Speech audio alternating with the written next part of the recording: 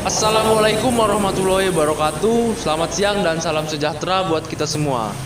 Kami yang beranggotakan Yohanes Bagas Prayogi Sinaga, Rahmat Faras Pawaji, Rauli Agustina Jebua, dan Mutia Sadika Koto, khususnya dalam mata kuliah pekerjaan sosial, yang mana dalam kami berempat ini akan mempraktekkan praktik pekerjaan sosial yang berada di Panti Asuhan Putra Muhammadiyah. Khususnya dalam praktik kali ini kami menggunakan metode bimbingan individu, yang dimana dalam hal ini satu persatu secara tatap muka menyelesaikan permasalahan yang dialami oleh anak panti tersebut. Sekian dari perkenalan kami, dan kurang mohon maaf. Selamat menyaksikan. Saya Bagas Pawaji. Saya dari lembaga sosial yang ada di Medan.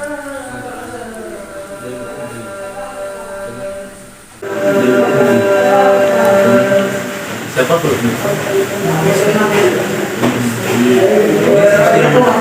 Dari Ramadan di sini konsultasi.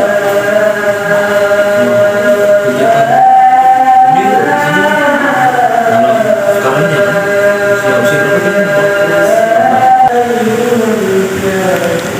dan keluarga sendiri itu apa mungkin karena sebelumnya kan dengan asuhan dari keluarga sendiri itu apa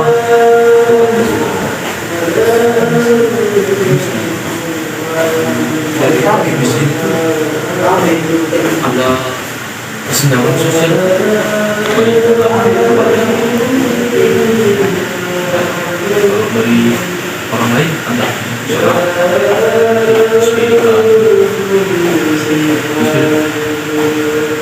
pendidikan apa? Tetangga, teman, atau saudara kami itu dalam disepelekan tetangga, misalnya disepelekan dengan tetangga itu apa? Yang dirasakan malu atau malu, karena malu itu ada rasa trauma,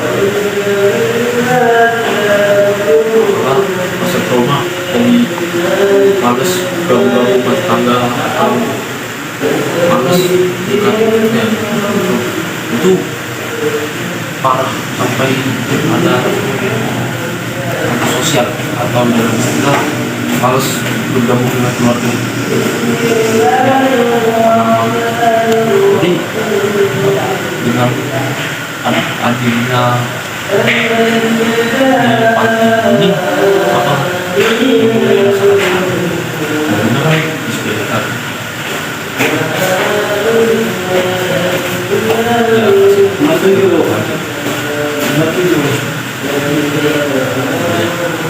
jadi sedikit mulai terobati.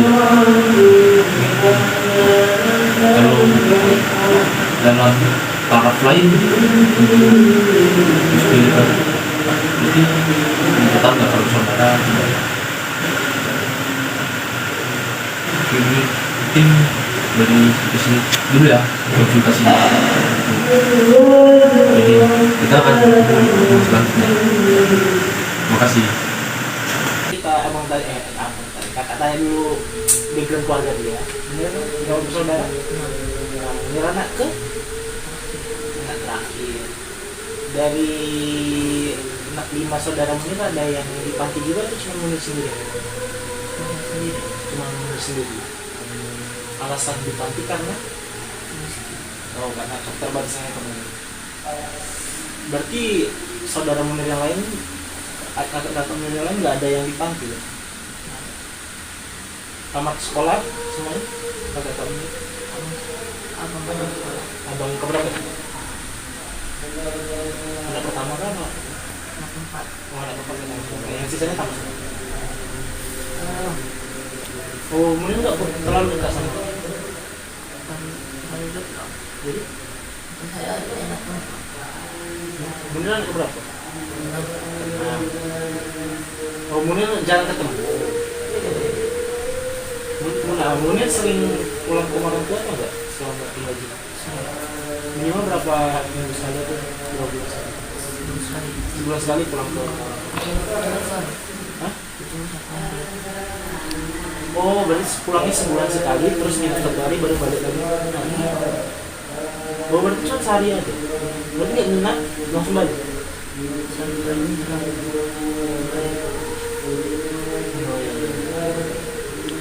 Berarti kan apa? Panti.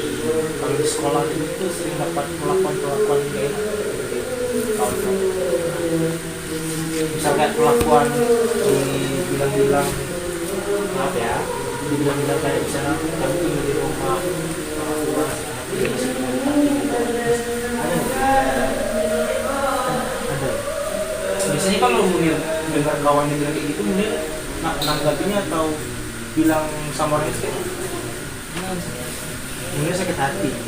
Jadi Munir cara meluapkan sakit hatinya kayak mana gitu? Dirawat, disimpan dalam hati aja.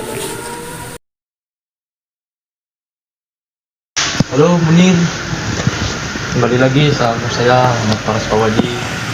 Saya di sini juga ingin menyelesaikan permasalahan dari Munir dan ingin berkonsultasi sama saya.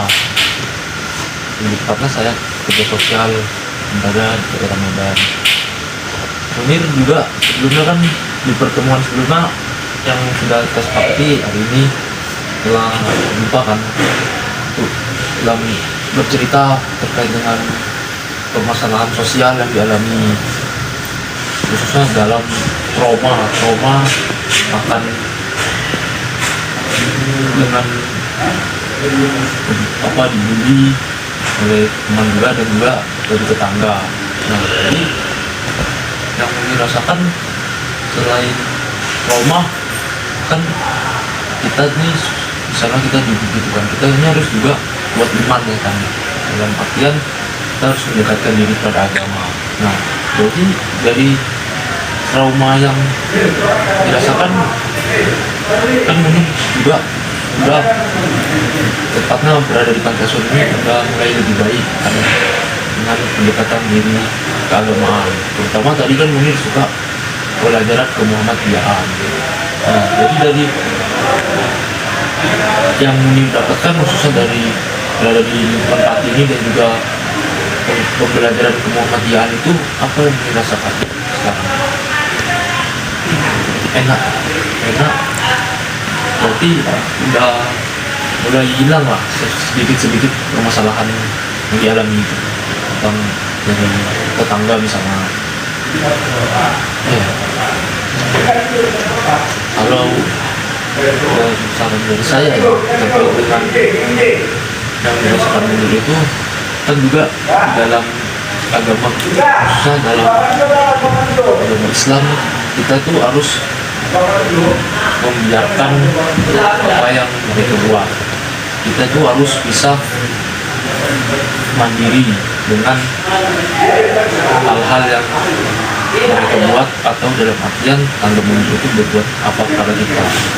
Dan juga Nabi Muhammad pernah kan dalam melakukan suatu hal diludahi, dilempari batu copet dan beliau tetap tabah karena beliau Nabi Muhammad tersebut tidak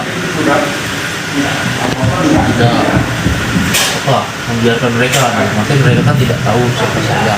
Nah, jadi saran saya pada Munir dengan omongan tetangga yang membuat Munir sempat trauma itu bisa kita biarkan saja, tidak usah kita dengarkan lebih dalam karena itu juga berdampak pada diri kita. Selain itu kan juga ada kisah Muhammad. Karena apa? Karena tetangga Munir tersebut tidak tahu siapa diri Munir. Selain itu juga kalau saran dari saya ya khususnya untuk Munir yang terkena masalah seperti trauma dan juga down juga sudah dari keluarga maupun dalam diri sendiri, kita harus menguatkan iman. Dan juga ini sudah diajarkan di agama manapun, kita tuh harus berpegang teguh terutama dalam kepercayaan kita. Mengapa? Karena itu spiritualitas kita. Contoh saja ya, di negara Korea, mohon maaf, di negara Korea itu rata-rata orang itu satu hari bunuh dirinya bisa, di negara tersebut bisa 3 orang satu hari bunuh diri dalam satu tahun, itu pun banyak pun bisa. Itu kenapa? Karena mereka kurang mendekatkan diri kepada kepercayaan mereka. Dalam artian mereka menganut suatu kepercayaan, suatu agama, tapi tidak menjalankan yang benar, tidak meyakini. Dalam bahasa filsafatnya itu agnostik. Nah, dengan itu khususnya Munir juga keluarga dari Munir tersebut bisa Munir untuk ini. Semoga adanya solusi yang saya berikan untuk memberikan perubahan yang lebih baik.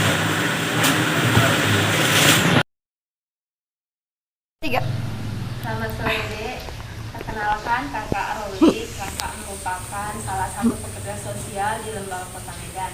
Nah, tujuan kakak di sini, kakak ingin menanya gitu, apa sih permasalahan yang ada pada diri adik? Misalnya permasalahan di sekolah, permasalahan di rumah atau di lingkungan. Sebelum itu, kakak mau kenal namanya dulu. Nama adik siapa, Dek? Nama saya Muhammad Panglima Mustajin Betul. Umurnya sekarang berapa? Umur saya 12. 12. Sekarang duduk di kelas Kelas 2 SMP. SMP di? SMP Muhammadiyah 8. Adik tinggal di panti ini udah lama atau gimana? Sejak kelas masuk SMP lah, kelas 1 SMP. Kakak mau tanya, awal mula adik tinggal di panti ini karena apa alasannya? Karena orang tua memiliki keterbatasan ekonomi. Keterbatasan ekonomi. Jadi kalau di panti ini jadi ibaratnya bisa tercukupi ekonomi gitu. Bisa. Adik sendiri anak keberapa dari berapa bersaudara? Anak ketiga dari 3 bersaudara. Dari saudara. Berarti adik terakhir gitu. Orang abang sama kakaknya udah pada kerja atau masih sekolah? Satu udah sekolah, satu lagi melanjutkan sekolah ke universitas yang lebih tinggi. Berarti adik pergi ke panti ini hanya untuk lanjut pendidikan aja gitu. Ya. Kalau di dalam panti ini apakah pernah ada terjadi sesuatu gitu atau permasalahan atau dibully atau direndahkan atau gimana? Pernah kan? Dalam hal apa itu? Dalam hal apa ya, penjaga tidak memperdulikan. Cuek gitu Iya. sama anak asuhnya. Jadi adik sendiri kalau dicueki tanggapan adik kayak mana? Diam saja. Diam, nggak ngelapor gitu sama kan penjaganya, nggak ngelapor sama yang atasannya gitu. Kalau penjaganya itu nggak pada peduli sama anak asuhnya, nggak pernah. Enggak. Kalau di lingkungan sekolah pernah kena bully atau enggak? Karena tinggal di panti kan mungkin di sekolah anak pantinya itu, jadi sering dibully atau enggak? Pernah juga. Pernah juga dibully. Dibulinya sampai ke fisik atau cuma kata-kata aja? Paling kata-kata aja. Tanggapan adik sendiri? Hanya diam, enggak. Diam aja lah ya. Kenapa nggak ngebalas gitu? Karena diam lebih bagus gitu. Iya, enggak. Terima kasih ya Dek, tapi untuk solusi dari permasalahan ini nanti kakak datang, bukan kakak sih, teman kakak akan datang untuk mencari jalan solusinya gitu. Terima kasih ya. Iya, Selamat sore. Selamat sore. Waalaikumsalam. Kakak dari pekerja sosial di Lembaga Kota Medan ingin mengasihkan solusi atas dari permasalahan yang kemarin ada curahkan ke Kak Roli. Adapun permasalahan adik kemarin itu ya, adik seperti kayak di panti asuhan itu sering nggak dipedulikan sama penjelasannya, dan di sekolah itu pernah dibully karena adik anak-anak gitu ya. Nah, kakak ingin ngasih solusi nih dari permasalahan adik yang tadi. Kalau di panti asuhan sendiri, adik itu harus lapor sama pihak kepolisian, klien sekolah itu yang ajak sama bapak asramanya ini harus peduli sehingga kamu kelantar gitu kan. Nah, baru kalau di sekolah adik jangan diam aja lebih. Adik nggak apa-apa diam, tapi dibuktikan dengan prestasi. bahwasanya anak panti itu nggak bisa disepelein gitu, harus nggak bisa disepelein bahwa anak panti itu juga bisa juga kayak anak-anak yang lainnya gitu. Apakah solusinya bisa ada diterima? Bisa. Saya mungkin akan mencoba nanti jika sampai di Pati. Oke, terima kasih deh.